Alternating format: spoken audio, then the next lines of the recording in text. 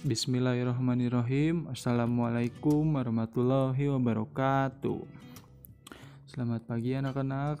Berjumpa lagi bersama Bapak di video pembelajaran ilmu pengetahuan alam. Pada kesempatan hari ini, Bapak akan membahas tentang indera penglihatan dan alat optik. Nah, adapun materi yang pertama yang akan Bapak sampaikan yaitu bagian-bagian mata. Indera penglihatan adalah mata. Mata terdiri dari mata bagian luar dan mata bagian dalam. Mata bagian luar terdiri atas bagian-bagian berikut ini. Yang pertama, ada alis mata. Nah, alis mata berfungsi untuk melindungi dari air atau keringat yang menuju ke mata.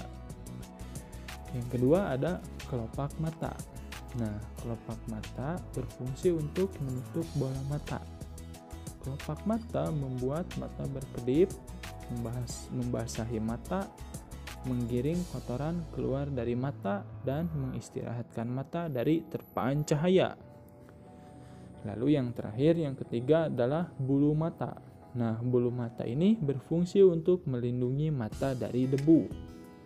Nah, yang barusan Bapak jelaskan yaitu mata bagian luar.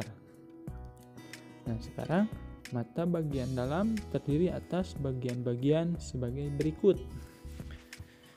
Yang pertama, ada otot mata.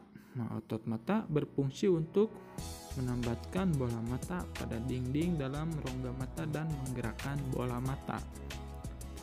Lalu yang kedua adalah iris. Nah, iris ini berfungsi untuk mengatur besar kecilnya pupil serta memberi warna mata. Lalu ada pupil. Pupil merupakan lubang di tengah iris. Nah, berfungsi untuk mengatur banyaknya cahaya yang masuk ke mata.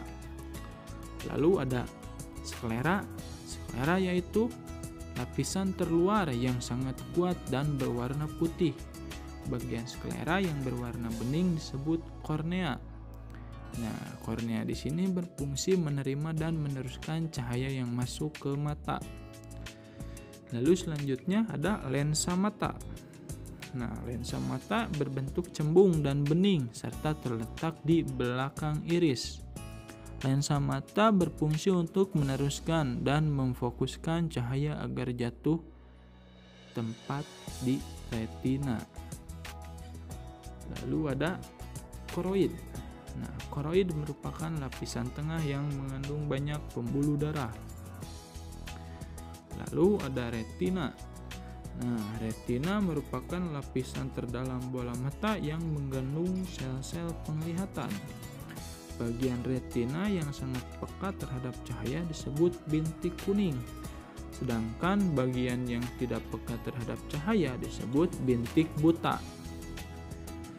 Nah, yang terakhir ada saraf mata. Nah, saraf mata berfungsi meneruskan rangsang cahaya yang diterima sel-sel reseptor ke susunan syaraf pusat di otak. Nah, yang barusan Bapak jelaskan yaitu tentang bagian mata, yaitu ada mata bagian luar dan ada mata bagian dalam. Anak-anak bisa melihat di buku halaman 117. Selanjutnya yaitu proses melihat mata. Nah, bagaimana kita dapat melihat suatu benda? Nah, lihat, bisa diperhatikan di buku atau di video ya. Ini ada proses melihat. Yang pertama, kita dapat melihat cahaya pada benda jika ada cahaya. Lalu yang kedua, cahaya pantul dari benda masuk ke mata melalui pupil. Nah, yang ketiga, cahaya tersebut dibiaskan oleh lensa yang menuju ke retina. Lensa mata mencembung atau memipih agar bayangan jatuh tepat di retina. Bayangan yang jatuh di retina menjadi terbalik. Lalu yang keempat, bayangan yang ditangkap retina kemudian dikirim ke otak. Nah, yang terakhir, Otak akan menerjemahkan bahwa benda yang kita lihat tidak terbalik. Setelah diolah oleh otak, barulah kita mengetahui benda yang kita lihat. Nah, jadi prosesnya itu seperti itu ya. Agak sedikit rumit juga kalau misalkan dipikirkan oleh kita, tapi apabila kita melihat benda secara langsung ya, tentunya sangat begitu mudah, begitu simpelnya. Seperti itu. Itu adalah proses melihat mata.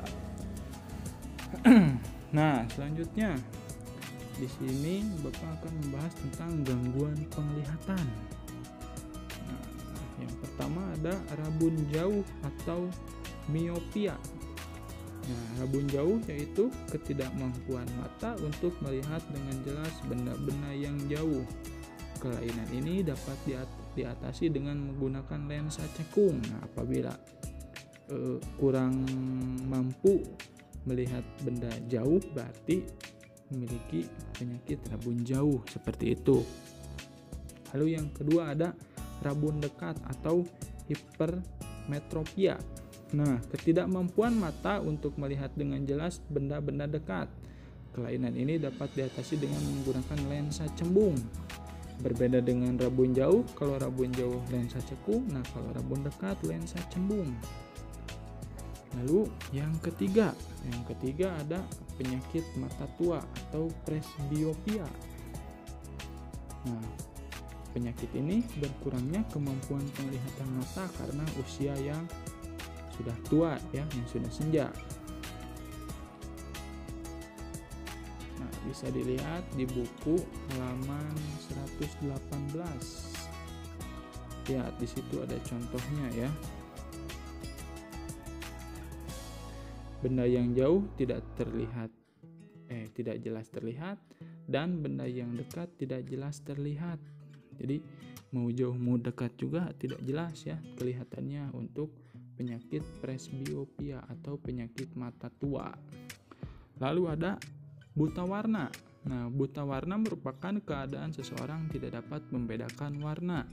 Buta warna termasuk penyakit menurun yang diderita seseorang yang ayah atau ibunya mengalami buta warna. Nah, jadi buta warna ini termasuk ke dalam penyakit yang turun-temurun, misalkan dari ayah atau ibu, seperti itu. Nah, buta warna itu tidak dapat melihat warna seperti warna merah, biru, kuning, atau hijau. Adapun penderita buta warna total hanya mampu melihat warna hitam dan putih saja. Mengerikan juga ya. Lalu yang terakhir ada rabun jauh. Rabun senja ya. Rabun senja. Rabun senja merupakan ketidakmampuan untuk melihat benda dalam keadaan temaram. Nah, gangguan mata tersebut disebabkan oleh kekurangan vitamin A, sehingga sel-sel penglihatan tidak peka terhadap cahaya. Jadi kita sebisa mungkin harus banyak memakan atau meminum vitamin A biar penglihatan kita bagus. Yang terakhir yaitu ada alat optik. Nah, mata kita tidak dapat melihat benda yang letaknya amat jauh maupun melihat benda yang berukuran amat kecil. Oleh karena itu, manusia memerlukan alat bantu berupa alat optik. Nah, beberapa contoh alat optik yaitu ada periskop, loop, kacamata, dan kamera. Pertama, Bapak bahas periskop. Periskop adalah alat optik sejenis teropong yang arah pandangnya dapat dibelokkan sehingga objek tidak harus berada di depan mata. Periskop digunakan pada kapal selam untuk mengamati keadaan di permukaan laut dari dalam kapal selam. Nah, pada periskop sederhana terdapat dua cermin datar. Cara kerja periskop adalah bayangan yang terbentuk pada cermin pertama dipantulkan ke cermin kedua. Dari cermin kedua inilah pengamatan dapat mengamati benda. Lalu ada loop. Loop merupakan alat optik yang berfungsi untuk memperbesar bayangan. Nah, lalu ada kacamata. Kacamata merupakan alat optik yang berfungsi membantu penglihatan penderita rabun jauh dan dekat. Nah, yang terakhir yaitu ada kamera. Kamera merupakan alat optik yang berfungsi mengabadikan dan merekam peristiwa. Nah, ada di halaman 120 ya. Nah, anak-anak, untuk materi hari ini Bapak cukupkan sekian. Wabillahi taufiq wal hidayah. Wassalamualaikum warahmatullahi wabarakatuh.